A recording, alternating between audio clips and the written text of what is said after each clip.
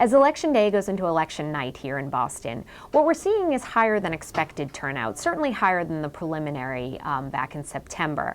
By 3 o'clock, about 78,000 people had voted. That constitutes more than 20% turnout. And some have said that by day's end, by 8 o'clock when the polls close, we could see overall turnout hit or top 40%, which for a mayor's race in this city is quite high. What's interesting is where the breakdown is happening. The highest turnout places are exactly where you'd expect. The power bases where both of these candidates are from. West Roxbury for John Connolly, very, very high turnout. Same with Dorchester. Dorchester in one precinct had the highest turnout. That's where Marty Walsh is from. What's interesting beyond that is what comes next. Some of the other very high turnout places are neighborhoods that we've long thought of as toss-up places. A good example is Jamaica Plain. Seeing turnout there at 3 p.m. Hover above 26%. That's a place that could break for either Walsh or Connolly. It's an important place for either one.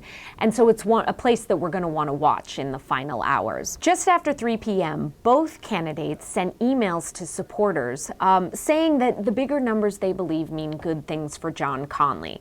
I'd say it remains to be seen whether that's actually true, but it's certainly an interesting way to motivate your supporters in the last couple hours, either by momentum in Connolly's case, saying, hey, the numbers look good, our people are out there, we're doing a good job, get to the polls if you haven't, or in Walsh's case, by a little bit of fear. You know, the numbers are higher, and that could mean that things are breaking towards Connolly. We don't want that. If you haven't gotten to the polls, make sure you get out there. Walsh's campaign has long said that it hopes to score some of its biggest numbers between 4 and 8 p.m., essentially the end of the day.